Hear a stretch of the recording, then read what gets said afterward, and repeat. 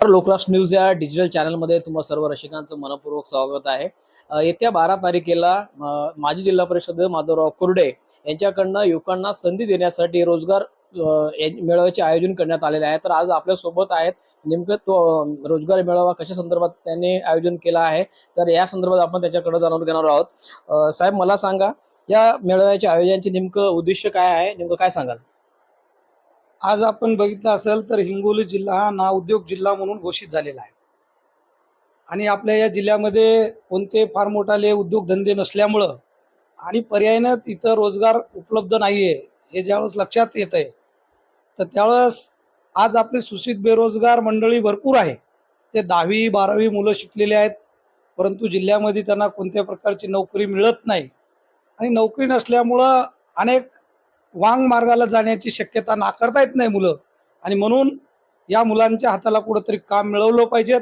त्या अनुषंगाने मी काही कंपनीशी म्हणजे भेटलो, त्यांना सांगितलं की बाबा की आमच्या हिंगोली जिल्ह्यामध्ये तुम्ही एक तुमचा मेळावा घ्या आणि इथंच मुलांना कशा पद्धतीनं मेळावा घेऊन त्यांना काम उपलब्ध करून देता येईल ते द्या। तर त्या अनुषंगाने त्या 12 तारखेला आपण इथं मुलाखतीचा कार्यक्रम ठेवलेला आहे आणि त्यामध्ये निश्चितच जे क्वालिफाय होतील त्यांना 100% लगेच त्यांना जॉईनिंग लेटर दिल्या जाणार आहे। यामध्ये युवकांसाठी संधीचं महत्त्व काय आहे आणि त्याच्यामध्ये उपक्रमामध्ये रोजगाराची तुम्हाला संधी कशी सुचली? त्याच्यामध्ये सगळ्यात महत्त्वाचं म्हणजे की मुलांना नोकरी करायची असते, परंतु मुलांना व त्यांच्या पालकांना कुठं नोकरी मिळेल हे माहीत नसतंय। आज आपण याच्यात जर बघितलं असेल तर या अवधूत कंपनीमध्ये जवळपास 100 मुलांना घेतल्या जाणार आहे आणि त्यामध्ये पगार तर आहेच, पण मुलं असो मुली असो त्यांना राहण्याची व्यवस्था मोफत आहे। त्याच्यानंतर 2 टाईम जेवणाची व्यवस्था मोफत आहे।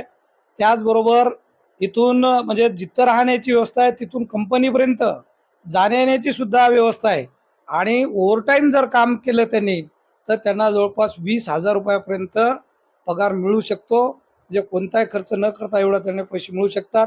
भविष्यामध्ये अनेक काही टेक्निकल जर मुलं असले तर अनेक चांगल्या याच्यावर सुद्धा ती कंपनी त्यांना घेऊ शकते आणि म्हणून या मुलांच्या भवितव्यासाठी हा कार्यक्रम मी आयोजित करण्याचं ठरवलेलं आहे। यामध्ये शैक्षणिक पात्रता काय असणार आहे? शैक्षणिक पात्रता याच्यामध्ये खरं तर आपल्याला किमान 10वी पास ही आहे। 10वी पास, 12वी पास व इतर टेक्निकल जर त्यांच्याकडे काही क्वालिफिकेशन असेल तर निश्चितच त्यांना त्यांच्या क्वालिफिकेशननुसार त्या कंपनीमध्ये त्यांना जॉब मिळणार। युवकांना काय आव्हान सांगाल? तर युवकांना यांच्या आपल्या या चॅनलच्या माध्यमातून मी एक विनंती करतो की आपण या सुवर्ण संधीचा निश्चित लाभ घ्यावा। यासाठी एक आम्ही लिंक दिलेली आहे, तर त्या लिंकवर जाऊन आपण आपला अर्ज भरायचा आहे आणि अर्ज भरल्याच्या नंतर 12 तारखेला 9 ते 5 वाजेपर्यंत हिंगोलीमध्ये जिओ ऑफिसच्या समोर आमचे सुपरस्टोर कन्स्ट्रक्शन प्रायव्हेट लिमिटेड या कंपनीच्या ऑफिसमध्ये मुलांच्या मुलाखती केल्या जाणार आहेत, मुलं आणि मुली दोघांच्या पण। तर त्यांनी त्या मुलाखतीला यावं आणि निश्चित आपल्याला एक घरी आपल्या चालून आलेली संधी रोजगाराची आपण ती निश्चित संधी घ्यावा, एवढंच या प्रसंगी मी आपल्या मुलांना युवकांना सर्व हे करतो। आणि निश्चित आपण काम छोटं आहे मोठं आहे याच्याकडे न बघता आज रोजी जर आपण इथं एकदा जर जॉईन झालात तर निश्चित तुमच्या कलागुणांना वाव तिथं मिळणार आहे।